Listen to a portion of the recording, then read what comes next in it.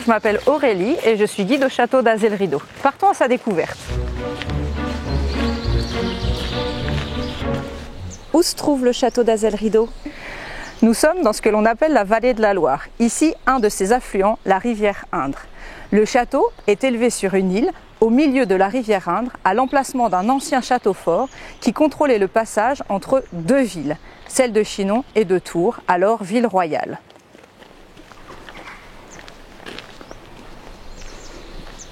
Quand le château a-t-il été construit ?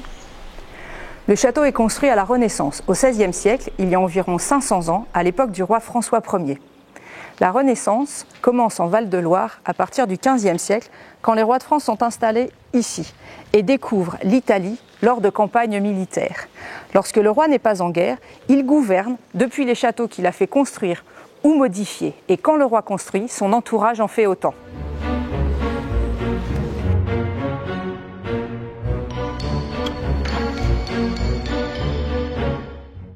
Qui a fait bâtir le château d'Azay-le-Rideau ?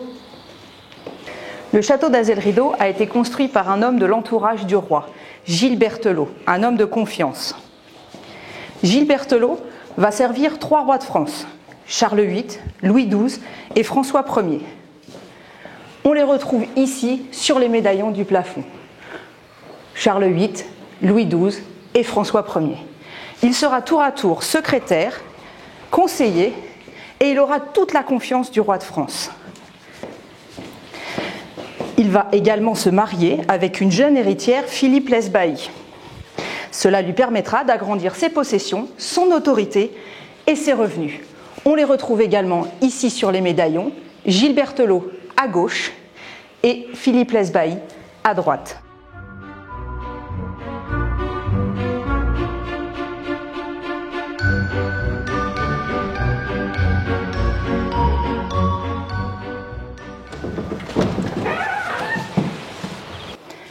Gilles Berthelot souhaite montrer sa réussite. Il veut faire construire un château moderne, à la mode italienne. Il est en contact avec des artistes italiens.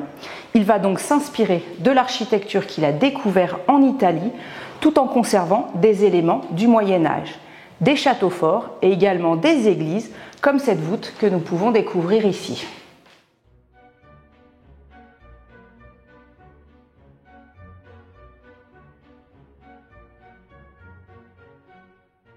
Découvrons à présent les pièces où vivent le couple Gilles Berthelot et Philippe Lesbailly.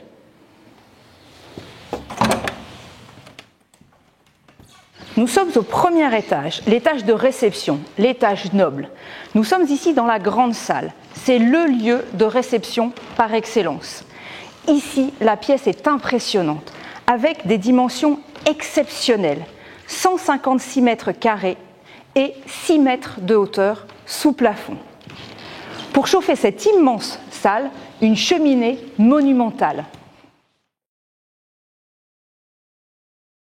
Elle est décorée de la salamandre, l'emblème de François Ier. C'est un hommage qui est rendu au roi François Ier, comme dans tout le château. Et les salamandres sont nombreuses. Amusez-vous à les compter lorsque vous viendrez.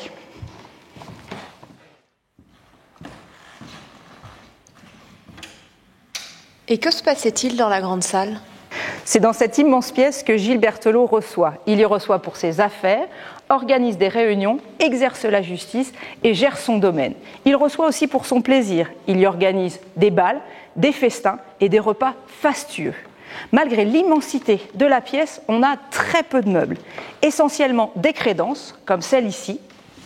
La crédence sert à exposer des objets luxueux en général, vases, pièces d'orfèvrerie. Ces pièces d'orfèvrerie et ces vases sont là pour impressionner les invités. On trouve également des coffres qui sont peu nombreux, mais très riches par leur décor. Décors inspirés de ce que l'on retrouve sur l'architecture à l'extérieur. Ces coffres servent à ranger les objets et à protéger les objets de la vie quotidienne. On y range des draps, des livres ou des vêtements. Où étaient préparés les repas pour les banquets du Seigneur ? La préparation des repas pour le Seigneur se fait au rez-de-chaussée, juste sous nos pieds. Suivez-moi.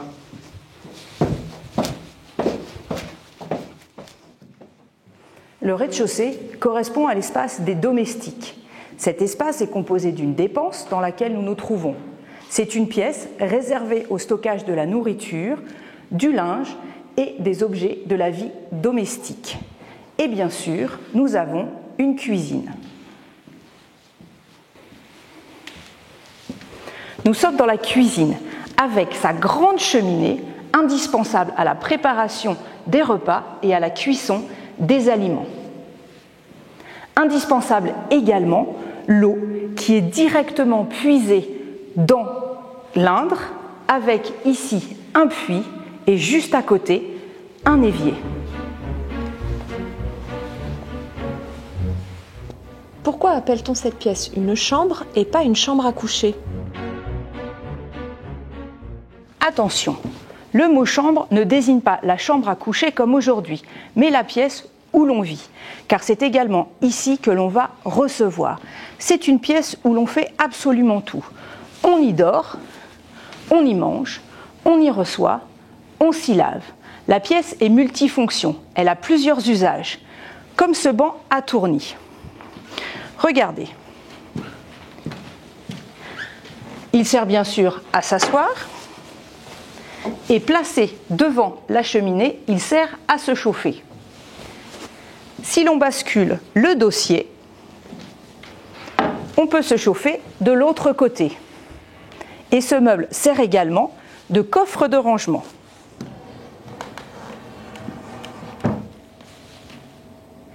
Les meubles sont facilement déplaçables au sein d'une pièce, mais également d'une pièce à l'autre et également d'un château à un autre. Cela illustre le mode de vie itinérant des seigneurs de l'époque. Pour compléter ce mobilier facilement transportable, on trouve les tapisseries. C'est un élément essentiel du décor intérieur. Les tapisseries sont à la fois un élément de décor, par leur beauté, par leur couleur, un élément de confort, cela donne un aspect chaleureux à la pièce, et un élément de luxe, car ces tapisseries coûtent cher en temps et en matériaux. Ici, de la laine et de la soie. Et les tapisseries racontent également des histoires. Ici, l'histoire de Psyché et Cupidon, un thème relatif à la mythologie, si cher à l'Antiquité et donc à la Renaissance.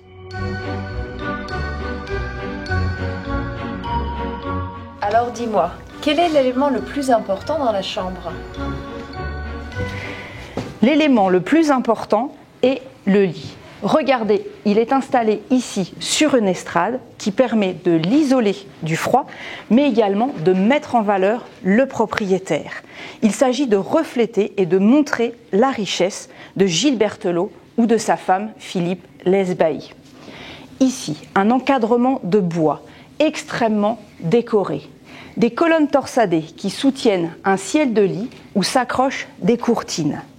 La garniture est également complétée par une courte pointe, étincelante, un oreiller moelleux, un traversin généreux et des passementeries en fil d'or. À la brillance des fils d'or répond la brillance des fils de soie. Il s'agit de montrer le prestige du propriétaire. Regardez également les murs qui sont tendus de nattes de jonc. C'est une pratique très répandue au XVIe siècle. On tend les murs de jonc, mais également les sols. Cela sert à la fois d'isolation et de décoration.